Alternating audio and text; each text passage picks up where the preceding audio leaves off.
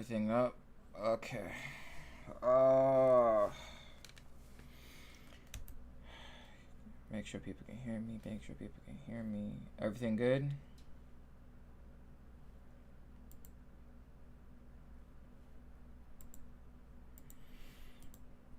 Okay.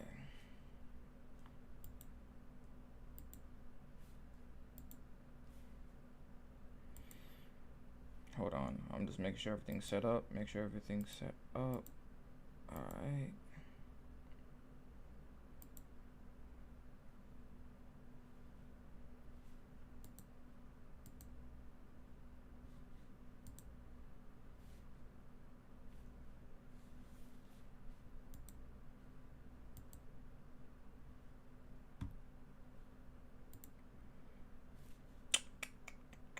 Uh, connection support, please.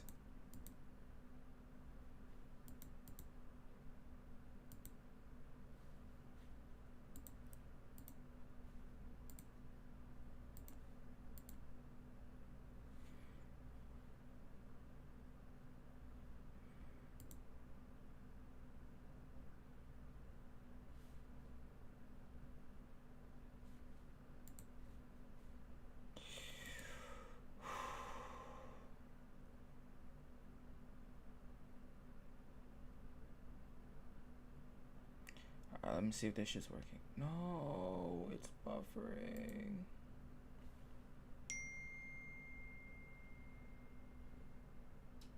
Mm-mm.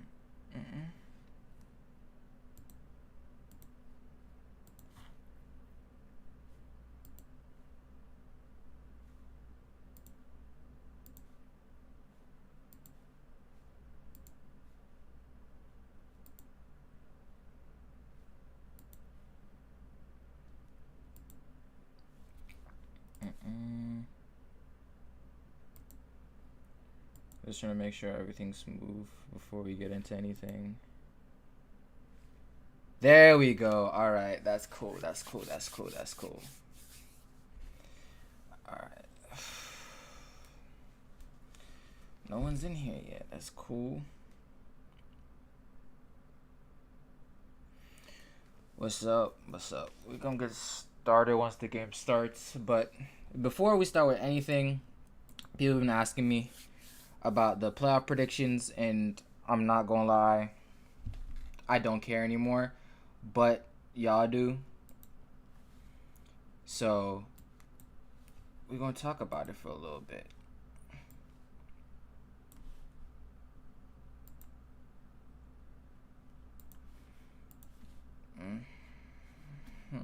Hold on. Where's the stream? There we go.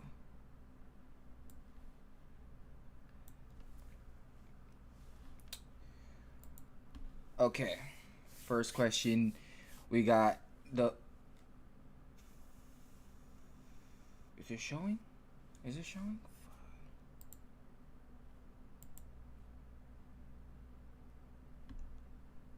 I'm trying to make sure this shit's showing well. Yo, what's up, Flap Cap Vapor? Thank you. You know, people been asking me about the playoff predictions. So after this, we're gonna start with the game because the game is gonna start in about an hour. So I thought I'll start a little bit about an hour early, just to talk about some of these playoff predictions. Because we're gonna make this into a little bit of a VOD. If you guys haven't already, can go subscribe to the streaming channel. It's actually in the community tab. It's the last post. All the VODs for this stuff is gonna go up over there. I will eventually start only streaming over there, but I thought I'd get it started on this channel since this is the one I've been building for the past 2 years. But right now, first series, I'm gonna call it right now tonight. We're not gonna talk about the playing ones. We're not gonna talk about teams that haven't been picked yet. So start off on the east side, which I think is probably definitely the most entertaining series. I think it's gonna fall short of a lot of people's expectations. People are expecting this to go to 7. I say 5 or 6, and that's the Cavs and Knicks.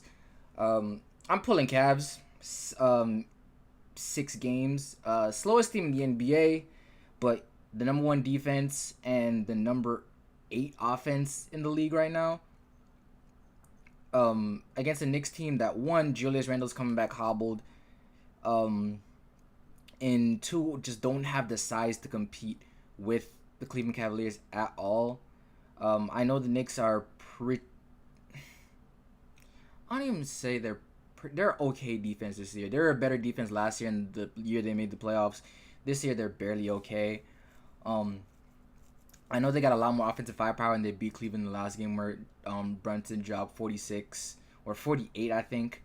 But genuinely, over a 7-game series, one, I think Bickerstaff is a better coach than Tibbs, so adjustments, I'm putting it on his side. And two, Hobble Julius Randle being guarded by Evan Mobley is already bad.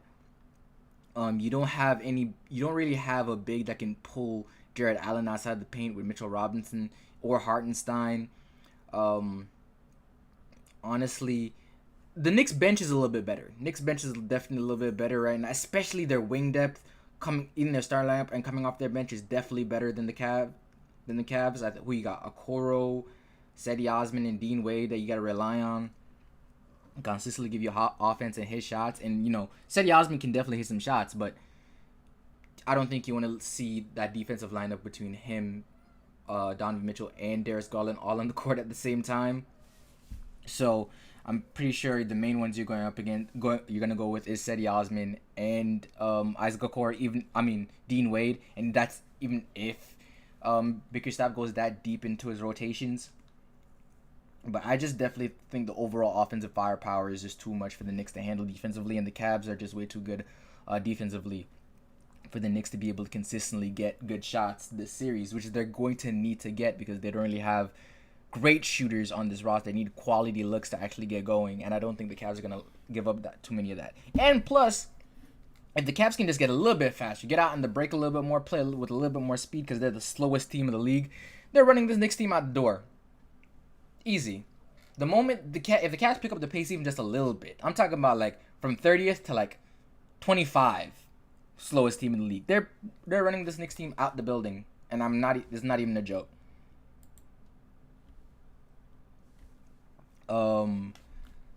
What else we got? Then next series, we're gonna stay on the East Side, Philadelphia and Brooklyn. 5 games. Brooklyn after the trade is 13-13. Mikal Bridges has been great. Cam Johnson's been great. Dorian Finney-Smith needs to be on a contender. That's where he would fit. He's not supposed to be on a rebuilding roster like this right now. Even if the Brooklyn Nets said they're trying to compete right now, and they're a rebuilding team in my eyes. And right now, they just don't have. One, Joel Embiid is going to be way too much for Nick Claxton. Nick Claxton is definitely a great drop big and a great switcher on the guards. But post defense, like straight up post defense, is just not his forte, especially with somebody as big as Joel Embiid, Joel Embiid is just too big for everybody, but specifically Nick Claxton, I think definitely gets him out of his game there. And it all really, you just need a couple okay shooting nights in Joel Embiid to win this series, to be honest.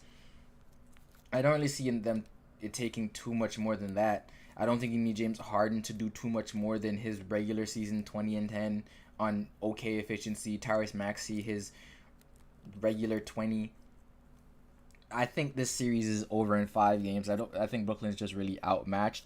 Even though if Brooklyn finds a way to beat Philadelphia after Joel Embiid just got his first MVP, that's got to be one of the funniest things I've ever seen in a while. I'm not gonna lie.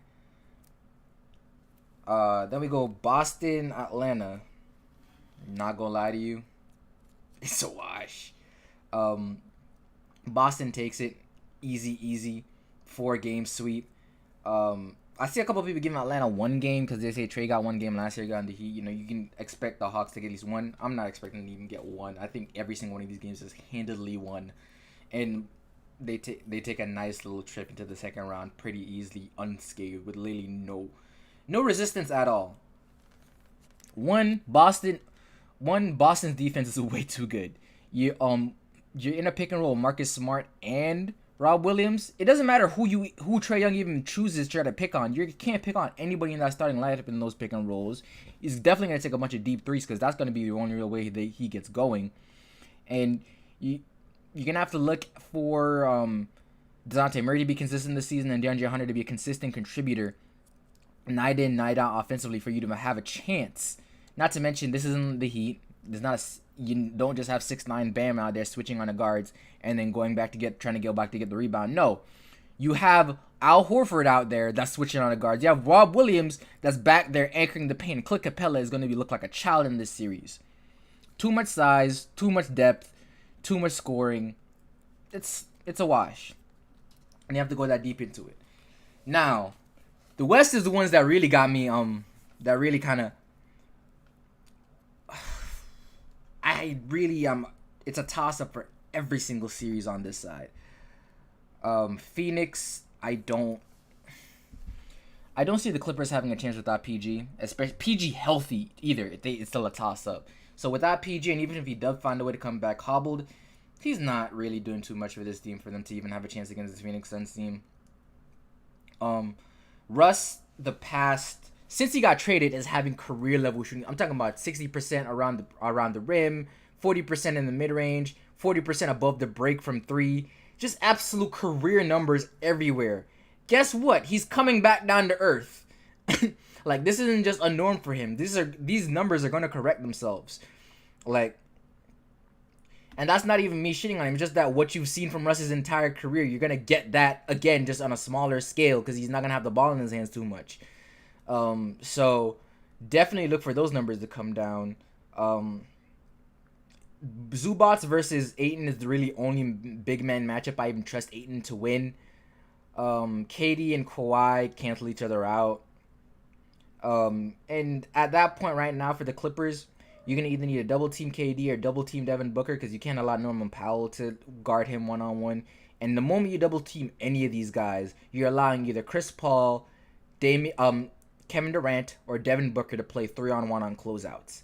It's not good. Or if you run a pick and roll with Devin Booker, CP3, or KD with DeAndre Ayton, and you put either CP3 or KD or Devin Booker in either corner or wing, it's over with. The moment you can't help off one of them, so it's either easy roll to the rim for DeAndre Ayton, or you're leaving Kevin Durant or Devin Booker wide open on the wings. Now you throw in Landry Shamet in that fifth spot. Josh Okogie hasn't been consistent with his shooting this season, so maybe with him, but I think you run the pick and roll at the wing, and you put him at the top, so that you put Josh Okogie at the top, so his man can't really interfere too much, or else that creates a whole other problems. So either way, offense way too much to stop. You just don't have the personnel they don't have the personnel to beat this Suns team. I say 6. I give Kawhi 2 games out of respect, but I wouldn't be surprised if it's over in like 5. Warriors, Kings. Hold on. Yo, Ashton Malcolm, what's up? Just talking about some of the playoff matchups right now.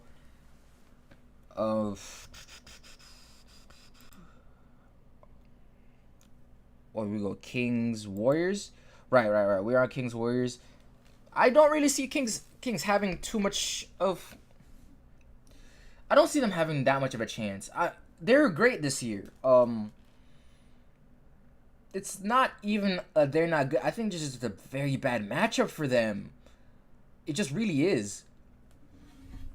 And I know people see them as sweet. Everybody wants that top seed, but I truly think that if this team was playing like the Clippers, they would be able to run the Clippers out the building.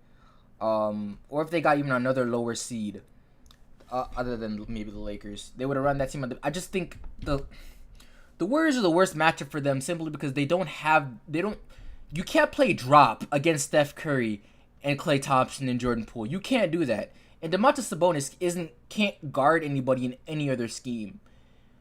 And I trust the Warriors defense to be able to at least slow down the Kings a little bit more than the Kings defense even slow down the Warriors at all.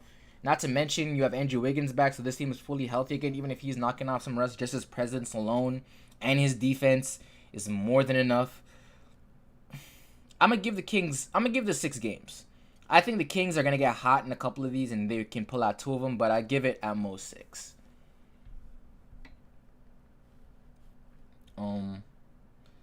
Let's see. Who else we got? Next series, Lakers Grizzlies. That's the last one, and I'm not gonna lie, I got some money on this one, on my friends. And even I'm a little bit. And even I'm looking at my money like, why did I do that? Like, I'm not even joking. Like, genuinely, this series is a complete toss-up for me. I made the video today and talked about how good of a chance the Lakers do have, which they do, but also a lot of things has to go right for the Lakers to have a consistent chance in this series, and a lot has to go wrong for the Grizzlies, even more than what's going wrong right now. Like, yes, without Steven Adams and Brandon Clark, that gives the Lakers a huge size advantage, and you have to really you have to what was I gonna say rely on Xavier Tillman a lot more, and if you're not gonna stick Jaren Jackson on Vanderbilt first, you risk AD start getting going very, very early. In the moment a superstar like AD gets going, wraps up. It doesn't matter what defense you play at that point. No matter how good of a defense you can play, they're superstars for a reason. But if you start out with Jaren Jackson on AD, that's a problem. That's a very, very, very big problem, because you're putting JJ Triple J in a horrible position to just get foul calls like that. Back to back easy. And if he picks up those two quick fouls early in the game, especially like first 6 minutes, if I'm him, I'm leaving LeBron and AD in. I'm letting those two gain some rhythm. Just keep going to the paint. Keep going to the paint. Get your rhythm with him off the court, because they don't have anybody else. Who do they have else to throw at AD? Santi Aldama? So yeah, if I'm the Lakers, AD immediately. If you have JJ going at Triple J at you, I don't care. Just keep going at him. Try to get those foul calls. And I'm talking about at the paint, no jump shots here. Like body to body, really get that shit going. And the moment he's at the game, just as a highway to the rim. Now on the other side of things is how the Lakers are gonna match up with this, because in my mind, I'm thinking Vando on Ja, Austin Reeves on Desmond Bain or D'Angelo Russell, either one. I'm gonna say D'Lo. Yeah, just one of those. Both those two on D'Lo and Austin Reeves on either Desmond Bain and Dylan Brooks. It doesn't matter. You can mismatch either one of those. I think you put Austin Reeves a little bit more on Dylan Brooks. Dylan Brooks is a little more physical. Austin Reeves can sell contact a lot more. Probably get him some foul trouble because he doesn't know how to keep his hands to himself either. And Austin Reeves plays with a little more contact than D'Angelo Russell does. A little more force than D'Angelo Russell does. And then you have, what's the next one? And then you put LeBron on Xavier Tillman. Because but the whole problem, I'm trying to find ways that the Lakers don't have the advantage in this series. I'm really looking at it, and I don't see how this is supposed to go further than 6 games. Like, I understand, like, that last game that the Lakers played against the Grizzlies, Ja went crazy. What was it? Like, I think a 30-something point or 40-something point triple-double. Either one of those, 30 or 40. And it's just straight floaters. But I was hoping that this time Darvin Ham realizes that you should go under screens on the guy that goes to the paint every single play and shoots 30% from 3. I will hope he recognizes that and does that exactly. But Darvin Ham's not smart. All year he's made the same mistakes over and over again. So I'm gonna say 6 Lakers, and the Nuggets versus either the Thunder or the Wolves. I see that 5 games. I think the Wolves have a little bit better time matching up because they actually have a big that can match up with Jokic, unlike the Thunder that just is a super highway down there. But still 5 games at the most. And then the other side of things, same thing. 4 games for the Bucks. If they play us, if they play if they play us, still 6 play us. It's I give them 6 games at the most. Not even 6. What? 5 games at the most. If they play the Bulls, 4 games at the most. I'm not gonna lie to you. Like, we have at least we have some bodies to throw at Giannis. We have Bam. We have Bam. You can throw Cody in there sometimes, you know, get some fouls. But we have bodies throughout Giannis. Maybe you make it difficult for one game where he could pull it out. The Bulls got nobody. Like, Patrick Williams don't got nowhere near the size. Vucevic has nowhere near the size. You can throw in Drummond in there and watch him get cooked. But yeah, I don't see a real way they can. There's no way I see them pulling this out at all. I don't see us having even a chance of pulling this series out, and I definitely do not see a chance of I definitely don't see a chance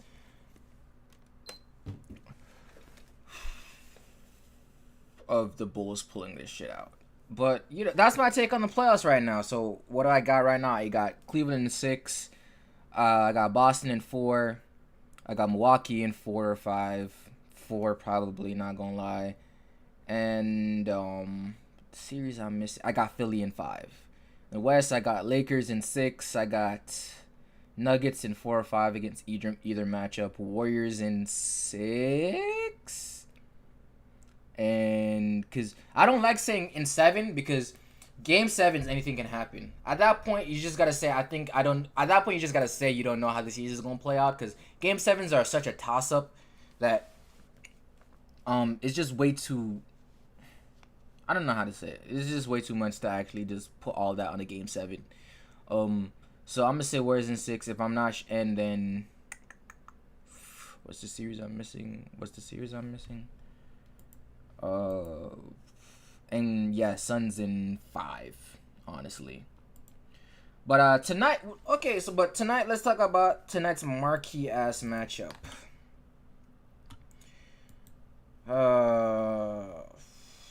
It's a great day when I can fully be done with this season. I'm not gonna lie. I truly hope that this season is over. Oh, hold on. Let me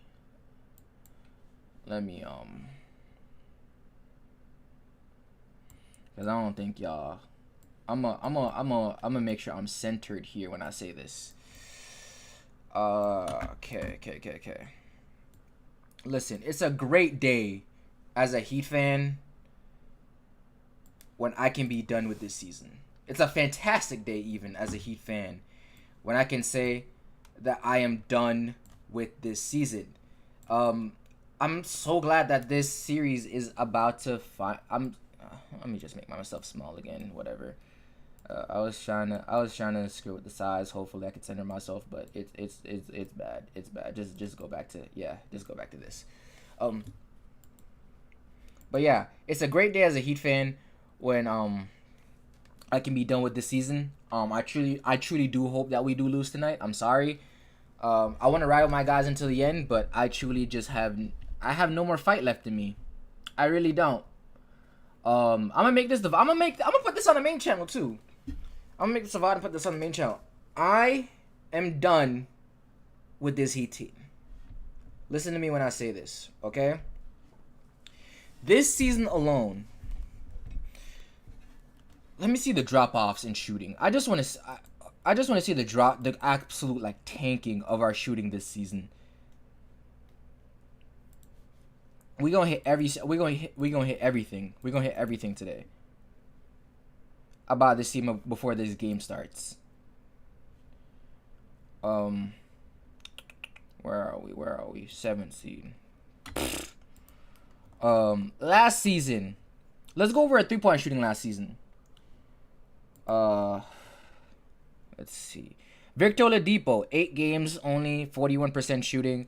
You know, small sample size. He was never that crazy of a shooter early in his career. But PJ Tucker, 41%. Second half of the season, he fell off a little bit. I think he was shooting maybe like 35% from 3 in the second half of the season because he came out hot. Caleb, 41% from 3. Caleb's one of the only guys that stayed at least relatively above league average this season. Max Strus, 41% from 3. God. Dwayne Dedmon, 40% from 3. That's actually hilarious. Tyler Hero, 39.9% from 3. Kyle Lowry, 37%. Duncan 37, Gabe 36.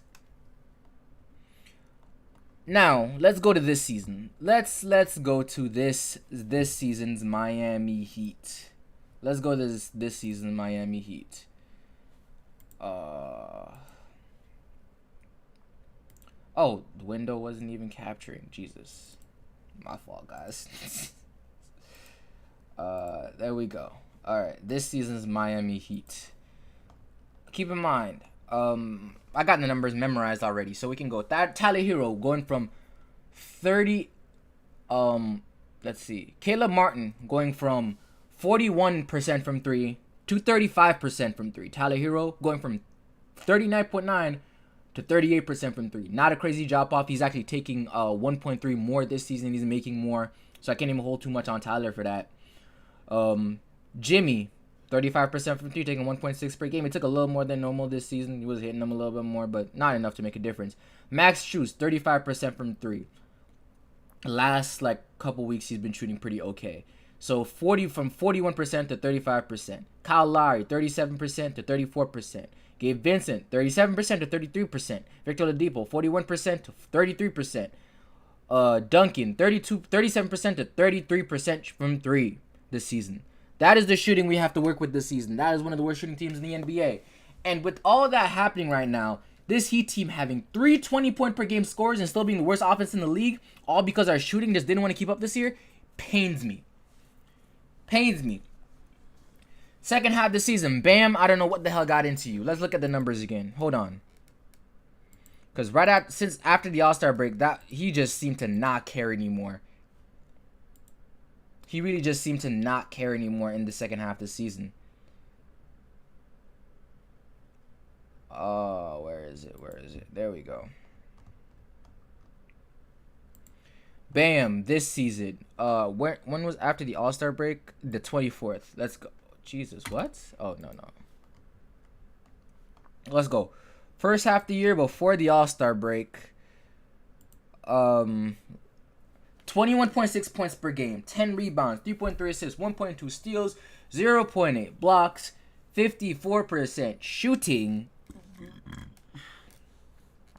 Great numbers. Great offensive numbers. Bam, and fantastic season. Fantastic season.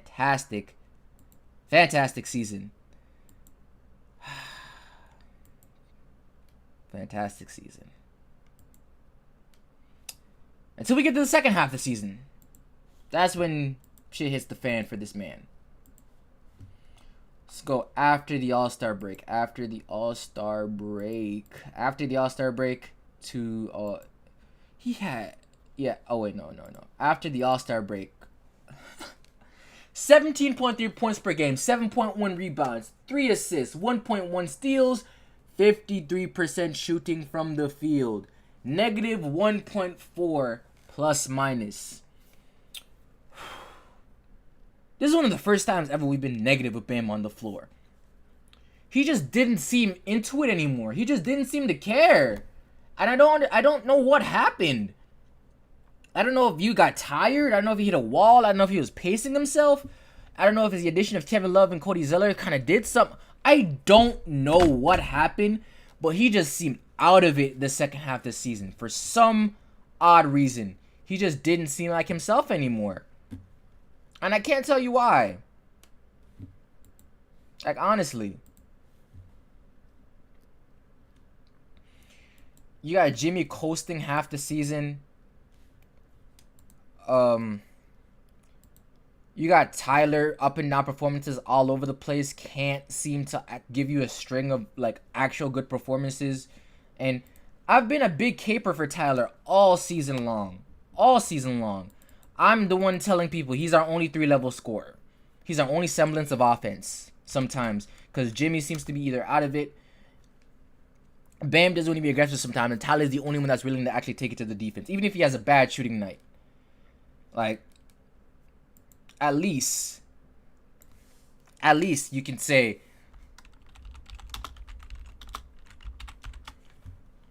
that Tyler's one of the only guys on the team that's willing to actually give it to guys offensively night in, night out. And you don't have to sit here and wonder, is Tyler going to bring it today? But The inconsistencies are just too much, man. Like, let's look at some of his games this year. We can go through some of these performances for real. Like, we got right here, Philly, 24 points, 5 of 8 from 3, 7 of 17 shooting. That's okay. But then 3 performances before that, 16, 15, and 18, 6 of 15, 5 of 16, 7 of 18, 2 of 7 from 3. Those are below what we expect from earlier this season. People are complaining that even in his 20-point performances, we just keep losing. And I just want to see 35 games, 1, 2, 3, 4, 5, 6, 7, 8, 9, 10, 11, 12, 13, 14, 15 and 20 in games he scored over 20 this season. So that means we're above 500 when he doesn't score 20. That's a problem. Oh, wait, there's a bunch of games he missed. Okay, how many games did he miss? 68 to 82. That's what, 14? So 14 games out of the season. So 35 games above 20. 68 games overall this year. So why can't I do math right now? What the hell?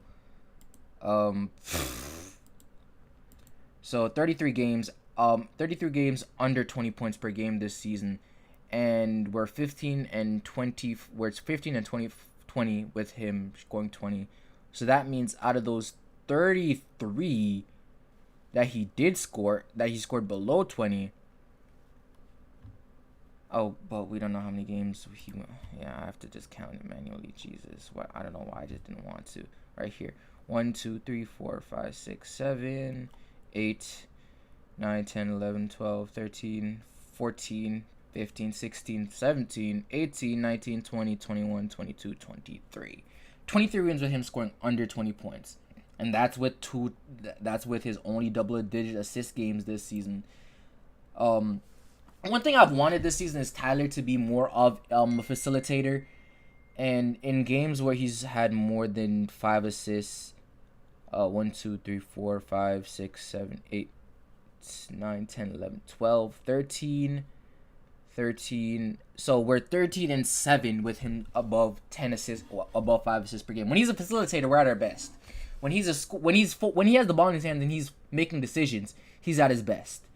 And I think just him always being focused on scoring and him not having other weapons, because you don't have to worry about him as a passer because he's just going to try to keep scoring, has been hindering him. And I think right now the best course of action we should have done earlier this season is move him to the 1 when Vic was in his, in that span of time in January where he was really, really scoring. I think that's when we probably definitely should have started him at the 2, Jimmy at the 3, probably Max at the 4, and Bam at the 5. The best thing we can do is just, run through teams. Run through teams, make them tired, because we weren't going to beat them on the glass anyway. I think we definitely should have tried that. At least it gives us optimal scoring. Gabe and Kyle coming off the bench. Oh, yeah, you can't have that. Never mind. I don't know what the hell I'm thinking. I'm just saying shit at this point. I forgot you have to have Gabe and Kyle coming off the bench together for that to actually work.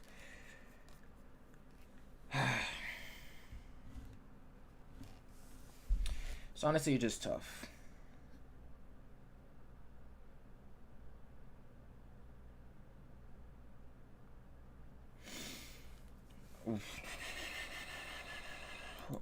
But we're gonna watch this game. Oh shit, game started at 7. Oh, my fault. Holy, I didn't even realize it started that early. We're gonna get into this game. I don't know if y'all want to. Obviously, I can't have it live streaming directly from YouTube. They're gonna catch you for that.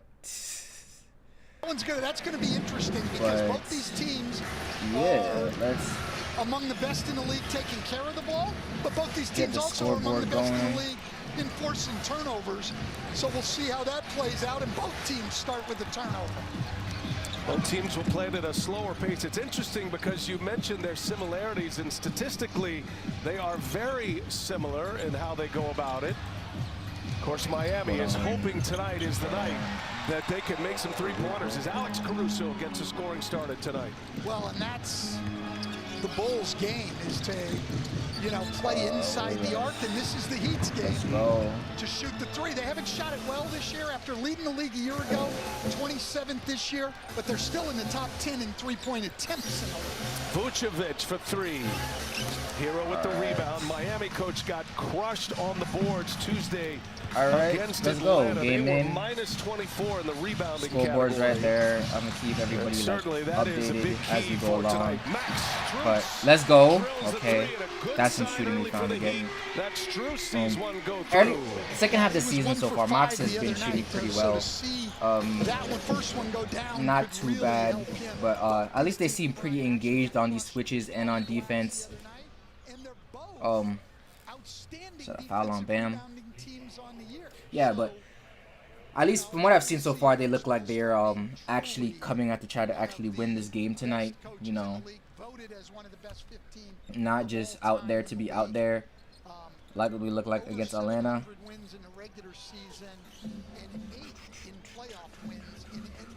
Zach has been having a heater of a second half since Pat Bev got there, and I'm just hoping he's not hot coming out in this game. Jimmy pulled his hair out? Oh, they got Pat Bev on Tyler? That's smart. Okay. Max.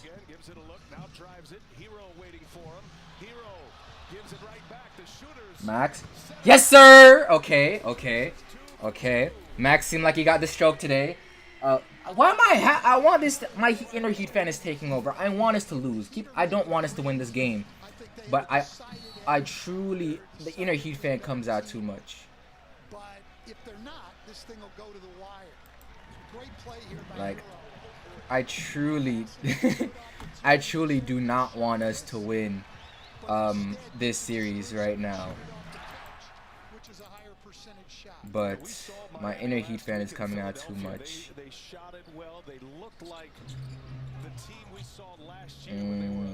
Hold on, guys. I'm gonna see if I can like crop this window. That did not show up for Miami on Tuesday against Atlanta. No, it didn't. They really struggled from three. Still a game right down to the end. But look, this Chicago team will take away the paint. They do it every night. They're one of the best in the league. They've been the best in the league since the All-Star break. And they're going to open up three-point opportunities. And it's virtually the same thing at the other end. The Heat are going to take away the paint. But Chicago shoots and makes the fewest threes in the league. Good to see that one go down by Alex Caruso. Yeah, Bulls have already taken 3 threes. They've made 1. Here's Adebayo. He said he's got to be more involved. His post-game press conference, he was adamant that he needs more touches and he's got to be more involved in the offense. Caruso, he's interesting because he's only average making 10 threes a game, but in the 3 games against Miami this year, they made 14 threes a game.